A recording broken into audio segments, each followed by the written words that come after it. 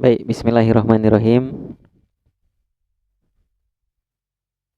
Assalamualaikum warahmatullahi wabarakatuh. Selamat pagi semuanya, adik-adik.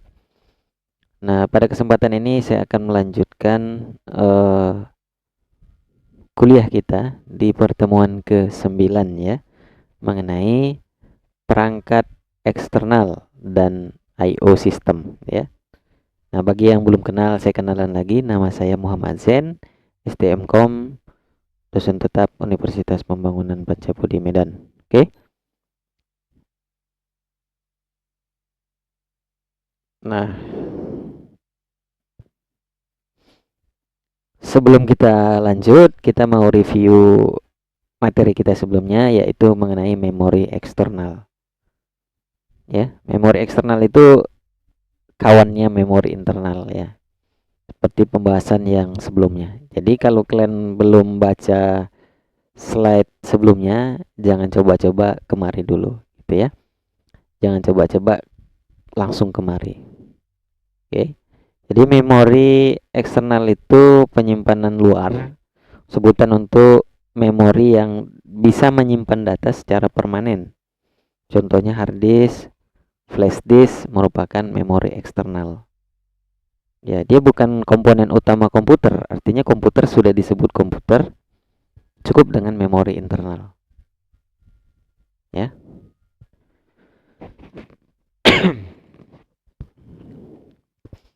Untuk capaian pembelajaran bisa dibaca, saya akan bacakan yang pertama, memahami konsep dasar dan prinsip kerja perangkat eksternal dan I/O system. Ya, I/O system. Untuk daftar pustakanya bisa dibaca sendiri. Nah, di pendahuluan ini saya akan jelaskan dulu mengenai perangkat eksternal. Ya, perangkat eksternal itu apa gitu ya? Perangkat eksternal itu apa contohnya gitu? Kayak mana menghubungkannya dengan komputer? Nah itu sudah dapat gambaran gitu ya kan? Apa hubungan perangkat eksternal dan bagaimana menghubungkannya dengan komputer? Perangkat eksternal yang digunakan dalam sistem komputer serta berbagai teknik dan arsitektur yang digunakan untuk berkomunikasi antara perangkat eksternal dengan komputer. Nah, ternyata alat-alat ini bisa berkomunikasi. Bukan cuma manusia ya, alat juga berkomunikasi. Cuma ada caranya. Perangkat eksternal dan I/O sistem komputer bertujuan untuk memberikan pemahaman yang mendalam tentang komunikasi antara komputer dan perangkat eksternal. Nah, itulah ya.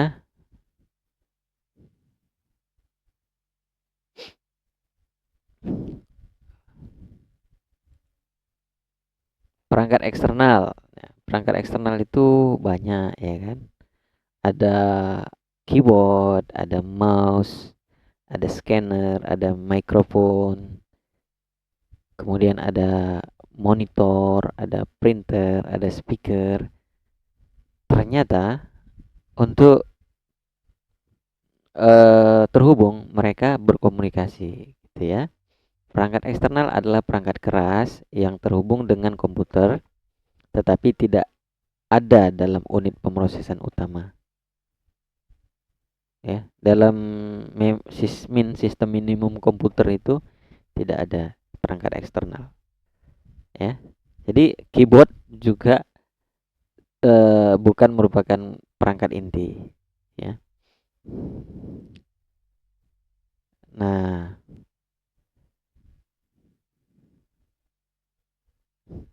perangkat eksternal ini digunakan untuk berbagai macam tujuan seperti input keyboard ya kan, output speaker, LCD maupun penyimpanan data eksternal juga dikatakan. Input device misalnya mengirimkan data atau perintah ke komputer. Ya, sensor itu kan inputan kan, menerima terus mengirimkan. Output device, kemudian storage. Jadi perangkat eksternal itu yang kita pahami dari slide ini terbagi menjadi tiga, perangkat eksternal input, perangkat eksternal output, dan perangkat eksternal storage. Nah, storage juga masuk ke dalam perangkat eksternal. Makanya ada istilahnya memori eksternal. Memori apa? Memori eksternal ya.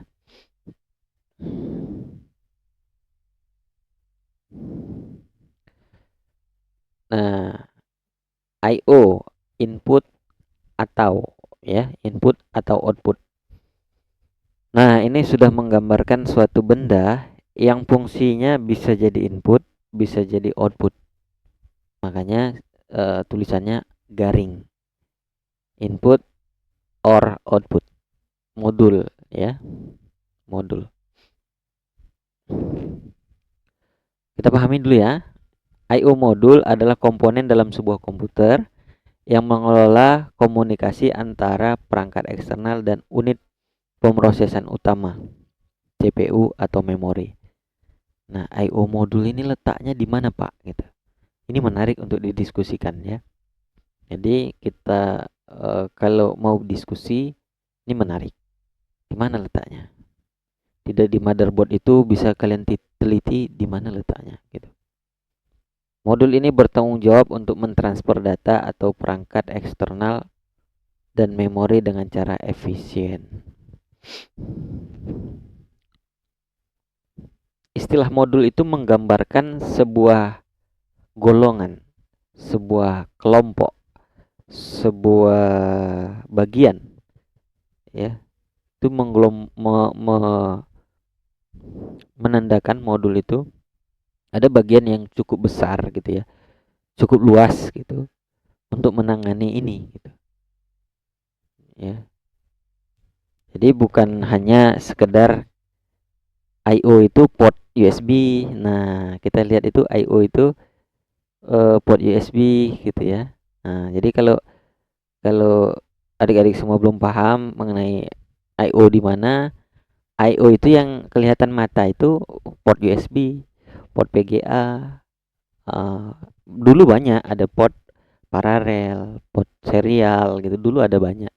Cuma semenjak membooming ya, yang namanya USB, Universal Serial Bus, itu semakin membooming. Jadi port-port yang terlalu banyak ini lama-lama berkurang ya. Sejarahnya seperti itu.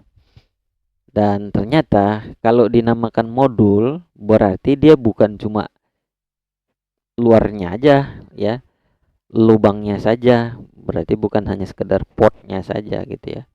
Berarti di dalamnya itu ada sebuah sistem yang dikelompokkan dengan nama modul I/O. Fungsi I/O modul mengelola transfer data. Tujuannya itu kayak mana antara keyboard sama komputer itu bisa komunikasi melalui I/O. Ke I/O ya. I/O nanti yang meneruskan kemana? Nah, itu terserah. Kalau keyboard misalkan ya kemana kira-kira? Nah, ke memori, ya kan?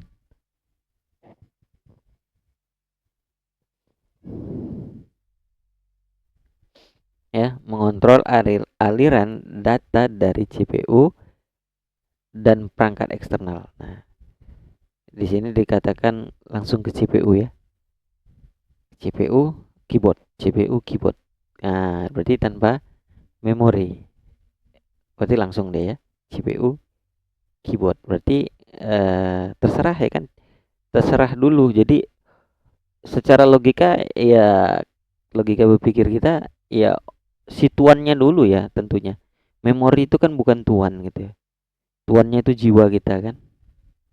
Jiwa kita, otak kita, ya CPU-nya tuannya. Berarti transfer datanya ke otaknya dulu ya. Otak mau letak mana? Memori. Oke. Mau letak mana? Nah, sini. Oke, gitu ya. Perangkat interrupt. Penanganan interrupt. Ini juga menarik untuk didiskusikan apa itu interrupt gitu ya. Ternyata komputer itu juga gimana ya, didesain itu insinyur yang udah menemukannya itu sangat apa ya, sangat luar biasa penemuannya ya. Komputer yang bekerja tanpa henti gitu ya, komputer yang bekerja terus menerus itu sejatinya nggak mau diganggu gitu ya. nggak mau diganggu. Kemudian ada fitur gitu yang ditemukan, itu namanya interrupt.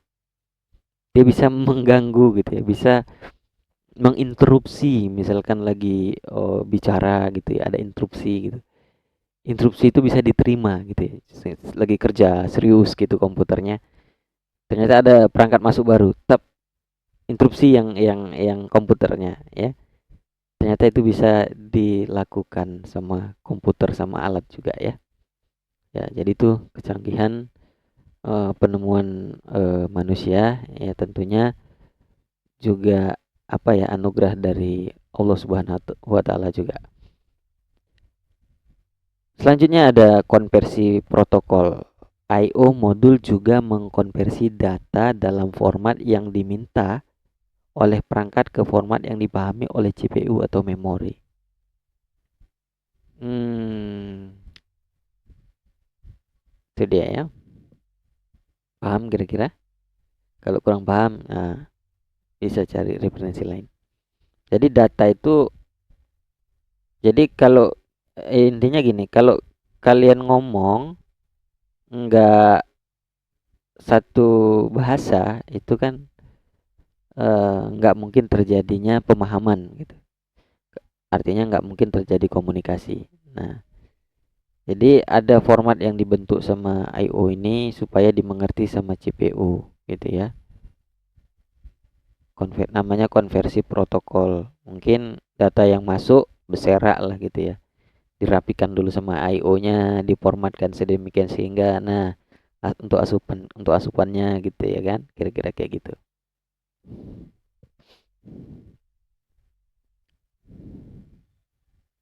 Selanjutnya ada I/O terprogram atau programmed I/O adalah metode komunikasi antar CPU dengan perangkat eksternal di mana CPU melakukan kontrol penuh terhadap transfer data.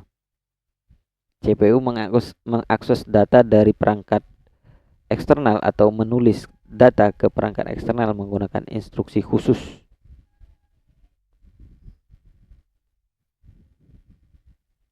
Cara kerja, CPU secara langsung mengontrol setiap langkah dalam proses transfer data, mengakses perangkat melalui port I/O tertentu. Proses ini melibatkan pemrograman instruksi untuk mentransfer data byte per byte yang membutuhkan waktu CPU yang cukup lama. Nah, ini tekniknya I/O terprogram. Selanjutnya ya, bisa dibaca sendiri nanti ya. Ada namanya interrupt driven I/O. Nah, ini bagian dari sistem I/O tadi. Ini ada transfer datanya menggunakan I/O terprogram atau interrupt driven. Nah, kita pahami ya. Interrupt driven I/O adalah metode komunikasi di mana perangkat eksternal mengirim sinyal interrupt ke CPU ketika perangkat siap untuk mentransfer data. CPU berhenti sejenak dari tugas utama untuk menangani interupsi dan kemudian kembali ke tugas utamanya setelah transfer data selesai. Itu dia.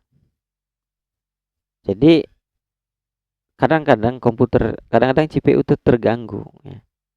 Maka kadang-kadang kalau kita colokin flash disk, kadang-kadang dia ngeblank gitu kan, kadang-kadang dia hang gitu. Itu karena ada proses interrupt di situ. Tapi kalau dia berjalan dengan lancar, nah seharusnya dia nggak ngehang gitu.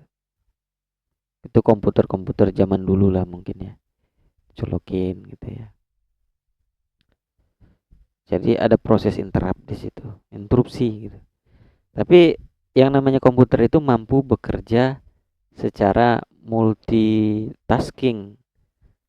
Nah, itu berbeda dengan manusia gitu. Ya, multitasking. Tapi multitaskingnya komputer ini sebenarnya nggak ada pekerjaan yang bisa dilakukan secara bersamaan. Nggak ada pekerjaan yang bisa dilakukan secara bersamaan dalam waktu yang bersamaan. Nggak ada sebenarnya. Komputer juga melakukan penjadwalan. Ya mungkin dia bergeser ngerjain A ke B, A ke B, itu bisa dilakukan sama alat yang namanya komputer. Tapi kalau manusia kan nggak efisien juga, ngerjain A ngerjain B gitu ya. Tapi itu bisa dilakukan sama komputer. Contohnya apa? Contohnya saya ngetik di atau coding ya, karena saya suka coding misalkan, atau karena saya kerja juga sebagai programmer misalkan. Selain itu saya mendengarkan misalkan mendengarkan ceramah misalkan, sambil coding saya dengarkan ceramah di YouTube misalkan. Nah, komputer itu kan secara tadi, secara penjelasan yang tadi, dia nggak bisa melakukan hal secara bersamaan. Nah, tapi komputer melakukannya dengan secara bergantian dengan kecepatan tinggi sehingga tidak diketahui sama pengguna. Kira-kira kayak gitulah ya. Oke, balik lagi. Nah, kemudian ada metode selanjutnya untuk komunikasi I/O. Ya, komunikasi I/O ini, perangkat eksternal ini dengan I/O-nya ada namanya Direct Memory Access atau DMA. Adalah teknik di mana perangkat eksternal dapat langsung mengakses memori utama tanpa melibatkan CPU untuk setiap transfer data. DMA digunakan untuk meningkatkan efisiensi dengan mengurangi beban kerja CPU dalam mengolah transfer data. Nah, ini menarik nih untuk dibahas. Di komputer kita ini menggunakan metode yang mana, gitu ya? Menggunakan cara yang mana?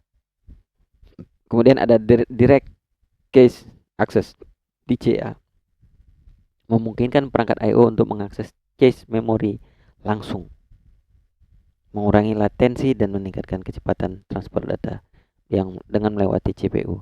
Ada yang tahu cache ini? Ya, atau apa bacanya nih? Cache atau apa?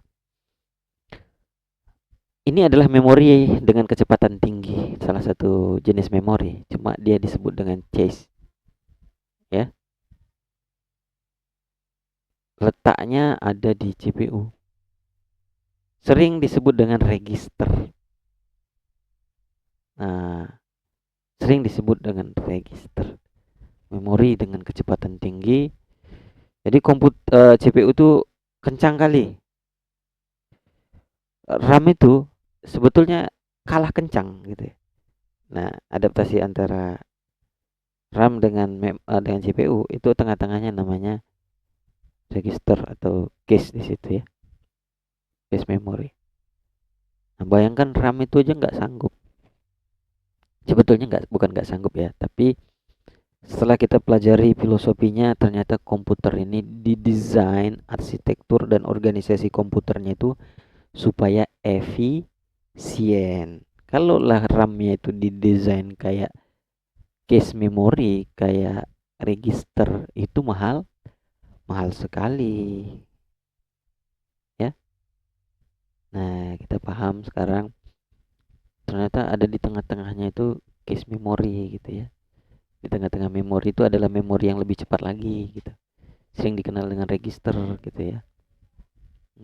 Kira-kira kayak gitu.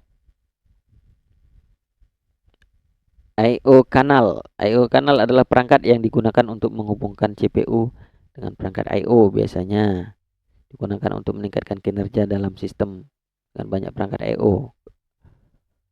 Contoh cara kerja.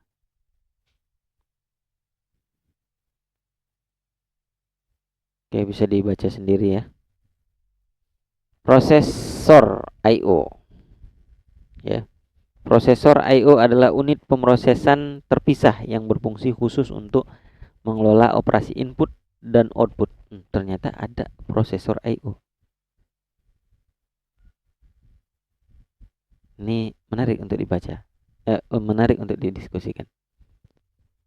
Kalau menurut saya, ini masih menurut ya, opini boleh ya dalam belajar itu kita bikin sebuah opini apa namanya? Kita tes kebenarannya atau enggak gitu.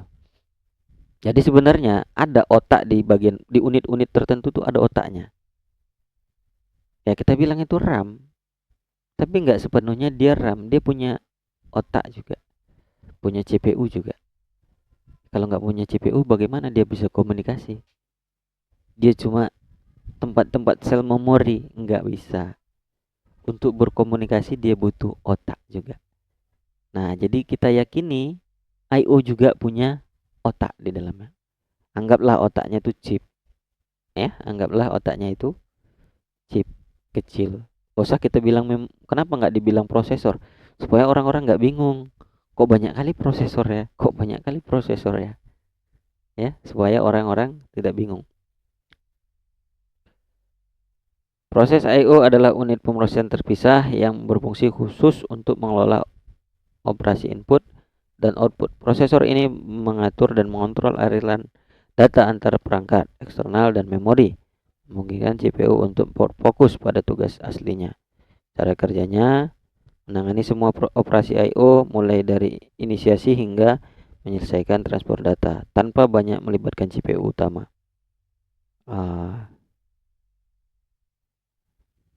Biasanya digunakan dalam sistem yang membutuhkan pemrosesan I/O yang kompleks dan cepat. Keuntungannya mengurangi beban CPU, mempercepat proses I/O, meningkatkan CPU fokus pada tugas pemrosesan lain. Ini sepertinya yang paling menarik nih.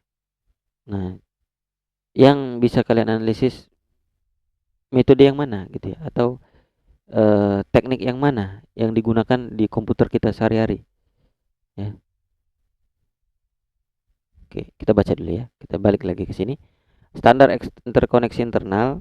Standar interkoneksi internal mengacu pada berbagai protokol antarmuka yang digunakan. Standar ini menentukan cara berkomunikasi. Contoh standar interkoneksi eksternal ada USB. Nah, ini masuk dalam portnya ya, interkoneksi internal ada USB. Universal Serial Bus digunakan untuk menghubungkan berbagai perangkat memori. PCI digunakan untuk menghubungkan kartu ekspansi dan perangkat lain ke motherboard. Istilahnya dia PCI kalau yang panjang itu ya, portnya yang panjang. Kemudian ada Thunderbolt ya. Kemudian ada SATA, Serial Advanced Technology Attachment. Itu biasanya ada SATA di komputer itu masih banyak SATA ya, untuk menghubungkan hard disk, SSD yang seperti itu.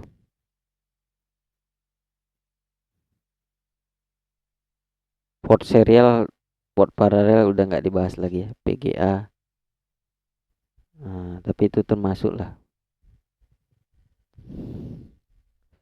Kesimpulan, perangkat I/O dan perangkat eksternal dan I/O merupakan komponen penting dalam komputer, meningkatkan interaksi antara pengguna dengan komputer serta antara komputer dengan dunia luar ya, dunia luarnya ya, output. Pengelolaan perangkat I/O yang baik diperlukan agar komunikasi data dapat berjalan cepat, efisien, dan tidak mengalami hambatan. Nah, itu tadi ya mengenai perangkat eksternal. Kita tahu ada contohnya mouse, keyboard. Kemudian I/O itu apa? Itu port-portnya gitu ya. I/O itu modul supaya perangkat eksternal itu bisa komunikasi. Teknik komunikasinya tadi itu ada beberapa tadi ya. Dan yang paling keren itu yang terakhir. Nah, itu bisa didiskusikan yang mana yang digunakan di komputer pada umumnya. Nah, ini ada soal latihan sama seperti yang awal. Ini teknis pengumpulannya bisa ditanyakan di grup nantinya. Nah, ini supaya lebih mantap lagi pemahaman kita, lebih luas lagi. Baik, mungkin itu saja. Lebih dan kurang saya mohon maaf. Mohon dukung channel ini dengan cara like video ini dan subscribe. Saya tutup. Wassalamualaikum warahmatullahi wabarakatuh. Selamat pagi semuanya.